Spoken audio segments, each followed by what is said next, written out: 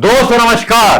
क्या दोस्तों, अगर मैं आपको बोलने लगूं कि आप अपने बच्चों के हाथों में हथियार थमा दीजिए केवल इसलिए कि धर्म की रक्षा करनी है, क्योंकि हम आपके बच्चों को रोजगार नहीं दे सकते। आज इसी थीम पर है हमारा ये वीडियो ब्लॉग। दोस्तों नमस्कार, मैं मनोज कुमार शर्मा, आजाद हिंद आवाज न्यूज के लिए। एक संत समाज ऐसा होता है जिसका सम्मान पूरा हिंदू समाज करता है। संत समाज का एक उद्देश्य होता है, एक धर्म होता है कि वो सही दिशा दिखाए सारे युवाओं को, सारे धर्म प्रेमियों को, सनातन धर्मियों को। लेकिन आज क्या चल रहा है, आप चलिए थोड़ा सा एक अलग व्यू से बात करते हैं। अलग व्यू से बात इसलिए करनी पड़ रही है क्योंकि आज जरूरत है इस बात की, क्योंकि जो खबर मैं बताने वाला हूं बड़ी ऐसी है, मतलब अटपटी भी है, भयानक भी है और हिंदू समाज को एकदम से नष्ट भ्रष्ट कर देने वाली। पहला पॉइंट मैं आपको बोलता हूं कि अगर मान लीजिए दोस्तों कि सोशल मीडिया पर ऐसे वीडियो आपके सामने आते, कोई मुल्ला या मौलवी मुसलमानों को तलवार बांट रहा होता और बोल रहा होता कि अपने मजहब की रक्षा करो, तब आपको कैसा लगता? कोई सिख अपने नौजवानों को तलवार AK-56 AK-47 बांट रहा होता, तब आपको कैसा लगता? कोई ईसाई बम बांट रहा होता कि अपने धर्म की रक्षा करो, तब आपको कैसा लगता? मान लीजिए मुसलमान भाई की बात होगी, सिख की बात होगी, ईसाई की बात होगी और अंदर घुस जाते हैं। दलितों में कोई दलित नेता अपने दलितों को तलवार बांट रहा होता तो कैसा लगता? क्या आपको नहीं लगता कि जो इस तरह के नेता हथियार बांटते हैं वो अपनी कौम के साथ कौम के युवाओं का भविष्य बर्बाद कर देते हैं? वो कौम के युवाओं को अपनी सरकार होते हुए, मान लीजिए सिखों की सरकार है, वो नौकरी नहीं दे पा रही, वो हथियार बांट रही है, तो फिर किसका कसूर है? अगर इस सारी वीडियो अगर सोशल मीडिया पर आयद हो जाते तो भगवान कसम सिखों को आतंकवादी, मुसलमानों को आतंकवादी तो वैसे भी कहते ही हैं लोग, मुसलमानों को आतंकवादी और दलितों को भी आतंकवादी और सबको आतंकवादी कहने लगते लोग। कानून व्यवस्था शायद है नहीं। यहां कुछ ऐसे बयान आते हैं कि जिनको देख करके मैं सिहर उठता हूं। ऐसे लोगों के ऊपर जो लोग देश के हिंदू युवाओं को आतंकवादी बनाने की ट्रेनिंग देना चाहते हैं, रोजगार नहीं दे रहे 2 करोड़, लेकिन उनके हाथों में तलवार थमा रहे हैं। जी हां, पहली खबर है बिहार से, जिसको मैं आपके बीच शेयर करना चाहूंगा। पुनराधाम मंदिर परिसर में एक विधायक जी थे, विधायक जी हैं बिहार के सीतामढ़ी बीजेपी विधायक की अजीबो गरीब भक्ति सामने आई। डिग्गी में तलवार लेके घूम रहे थे भाई साहब और पूजा पंडालों में रामायण और तलवार बांट रहे थे।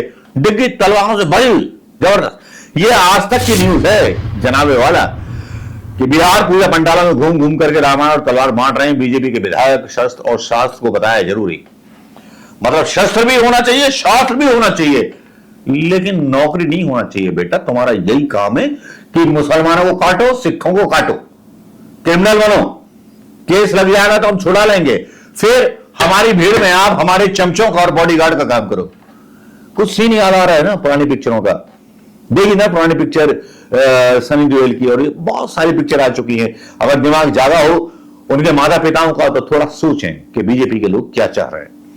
इसके आगे की सीढ़ी भी बताऊंगा, क्योंकि बीजेपी का काम है, बीजेपी का काम है, बीजेपी का काम है कभी इस भगवा रंग के पीछे छुप करके बात करना, कभी इस भगवा की दुहाई देना जो भगवा हमारे हवनों में इस्तेमाल होता है, हमारे हवनों की समुदायों चारों तरफ लगाया जाता है। ये भगवा जो बताता है कि हम सब चीज से ऊपर उठ चुके, लेकिन यहां पर हिंदुओं के युवाओं के हाथ में तलवार और रामायण बांटी जा रही है। साइंस नहीं बांटी जा रही, कंप्यूटर का एक लैपटॉप नहीं बांटा जा रहा। तब क्या आपको नहीं लगता कि हो क्या रहा है देश में, क्या प्लानिंग है देश में? मुझे लगता है कि ये पाकिस्तान के एजेंट घुस आए हैं भारतीय जनता पार्टी के नेताओं के रूप में, जो हिंदुस्तान के युवाओं का भविष्य बर्बाद कर देना चाहते हैं। अभी तो इन विधायक साहब की बात तो रहने दीजिए जो पूजा पंडाल में जाकर के बांट रहे थे। एक बड़े मजे की बात सुनाता हूं। एक स्वामी है यति नरसिंहानंद, जिसका एक वीडियो आता है सामने, जो कुंभकर्ण को और राक्षसों को बोलता है कि वो देवता तुल्य थे। ये वीडियो आपको राष्ट्रीय चैनलों पर नहीं मिलेगा, ना इस वीडियो के बारे में अंजना ओम कश्यप या और पत्रकार जो बहुत शार्प पत्रकार राहुल गांधी का कैरेक्टर असैसिनेशन करते हैं, वो ये असैसिनेशन नहीं करेंगे। लेकिन यति नरसिंह राव बोलता है कि हम कुंभकर्ण बहुत अच्छा है, रावण बहुत अच्छा है, उसको हम जलाते हैं दशहरे पर मोहम्मद साहब को जलाया जाना चाहिए, पैगंबर साहब को। अरे यति नरसिंहानंद भूल गया कि हिंदुस्तान की खासियत है कि ये दरगाहों में भी जाता है, ये फकीरों की उन मज़ारों पर भी जाता है। अजमेर की दरगाह यकीन है जहां पर तुम्हारे प्रधानमंत्री भी चादर भेजते हैं। आज तुम पैगंबर साहब के खिलाफ ये बयान दे रहे हो तो क्या कहना चाह रहे हो? और आप कुंभकर्ण को बहुत बड़ा नायक बता रहे हो। वो नायक थे, एक ब्राह्मण था, असली इतिहास तो है वो ब्राह्मण थे रावण, और उनको पता था कि उनका अंत कैसा होगा, इसीलिए उनके जानबूझ करके उन्होंने सीता को चुराया था और भगवान विष्णु के अवतार राम के हाथों मारे गए, अपने भाइयों को मुक्ति दिला दी, क्योंकि अमरता का वरदान भगवान शिव से उनको मिला था। ये तो कहानियां हैं, सत्य हैं। और इनको ये भाई साहब जो हैं अलग तरीके से कर रहे हैं कि मोहम्मद पैगंबर का पुतला जलाया जाएगा। तो यति नरसिम्हा या यति नरसिंहानंद आईएसआई पाकिस्तान के एजेंट या अमेरिका के एजेंट, मैं तुझे चुनौती देता हूं, पैगंबर मोहम्मद का तू पुतला जला के दिखा। जिनको हमने पाला वो मुसलमानों पर आप आरोप लगा रहे हो। कितनी बार हिंदू इस धरती का मतलब इज्जत करते हैं, तुम्हारे हिंदू। मैं उन बहुसंख्यक की बात कर रहा हूं। जब हिंदुस्तान में मुसलमान रहता है तो नमाज पढ़ते वक्त 5 वक्त इस जमीन को चूमता है, उसके बोझ से करता है। और तुम उस मुसलमान को, उस आत्मा को इस हिंदुस्तान की आत्मा से अलग कर देना चाहते हो। जिस मुसलमान ने इस देश को आजाद कराने के लिए सबसे ज्यादा नाम इंडिया गेट की दीवारों पर लगवाए हो। प्रति संवेदना व्यक्त करता हूं। हम हड़ताल जलाते हैं मेघनाथ को। मेघनाथ जैसा चरित्रवान व्यक्ति इस धरती पर दूसरा पैदा नहीं हुआ। हम हड़ताल जलाते हैं कुंभकर्ण को। कुंभकर्ण जैसा वैज्ञानिक योद्धा इस धरती पर पैदा नहीं हुआ। कुंभकर्ण के बाद इतना चरित्रवान व्यक्ति, और उनकी गलती क्या थी? रावण ने एक छोटा सा अपराध किया और आज लाखों साल हो गए हम रावण को जला रहे हैं। अब तो ऐसे ऐसे अपराधी, भैया कोई रिकॉर्ड कर रहा है या नहीं कर रहा? इसका धारण करना है इसे। अब तो ऐसे ऐसे अपराधी पैदा हो गए हैं जिनके सामने रावण का कोई अस्तित्व नहीं है। अगर आज जलाना है, मैं सारे हिंदुओं का इस मंच से आह्वान करना चाहता हूं, यदि आप जलाना चाहते हैं हर दशहरे पर, तो अब तो मोहम्मद को जलाइए।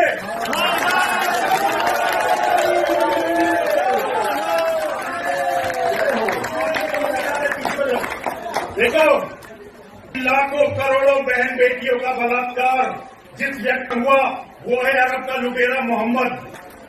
पूरी दुनिया में जो खून खराबा हो रहा है, जिसके कारण खून खराबा हो रहा है, वो है अरब का दरिंदा मोहम्मद। अगर जलाना है तो मोहम्मद के पुतले जलाने शुरू करो ताकि दुनिया मोहम्मद के बारे में। यति नरसिंहानंद जी संत के भेष में, संत के सबसे बड़े प्रचारक हो आप, जो हिंदू युवाओं को गलत रास्ता दिखाए। एक बार तुम्हारे पिछवाड़े में दम है भाई साहब, सॉरी पिछवाड़ा नहीं बोलना चाहिए, हृदय बोलना चाहिए, हृदय में दम है तो प्रधानमंत्री मोदी से हिंदुओं युवाओं के लिए रोजगार की मांग करके देखो। लेकिन कैटेगरी आपको बनानी पड़ेगी कि दलित अलग है, ब्राह्मण अलग है, जाट अलग है, या कौन अलग है, या गरीब अलग है हिंदुओं में, या अमीर अलग है। क्या ये कैटेगरी बनाई, या क्या इसमें सवाल हो सकते हैं, या यही धान बोती जाती रहेगी देश में?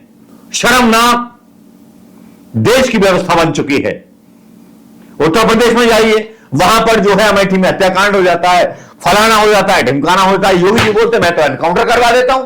अरे योगी जी, आपके आसपास ठाकुर लॉबी मौजूद है, वो भी सब कराते रहते हैं।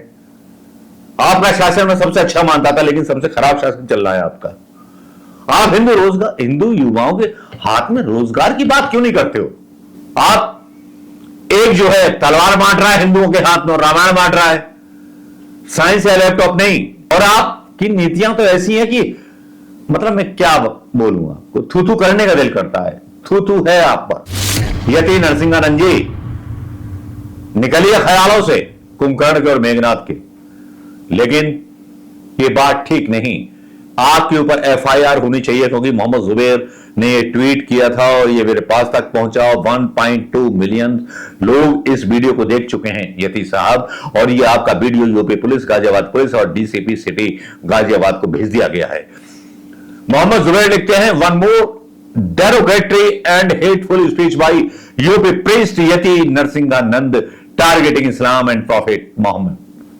In his recent speech, he said, if you have to burn effigies on every Dashara, then burn the effigies of Muhammad. There are several FIRs against him for hate speeches against Muslims, FIR against him for BJP women politician, but he continuously to give hate speeches. ये मोहम्मद जुबैर बोलते हैं, हालांकि विवादास्पद रहे हैं, BJP ने इनको गिरफ्तार करके पता नहीं असमें बंद रखा था मोहम्मद जुबैर को, लेकिन ये बात पसंद नहीं आई। लेकिन चलो एक तरह से सही भी है, हिंदुओं को बताया जा रहा है कि रावण की जगह मोहम्मद साहब ले लेंगे। रावण इतना बुद्धिमान व्यक्ति था, एक शास्त्र का हिस्सा है, तो पैगंबर मोहम्मद को जगह दी जा रही है, तो भैया ये तो खुशी की बात है। चलिए, एक दूसरा पॉइंट ऑफ व्यू है, बहुत खुशी की बात है, दी जा रही है जगह। जनाब आपको नहीं पता, खैर अब मैं कुछ बोलूंगा नहीं दोस्तों, फैसला आप कीजिए और कमेंट आप कीजिए, क्योंकि भावुक हो जाऊंगा, कुछ बोलने लगूंगा तो मतलब मसाला मिल जाएगा सोशल मीडिया पर, बहुत कुछ हो जाएगा, बवाल हो जाएगा।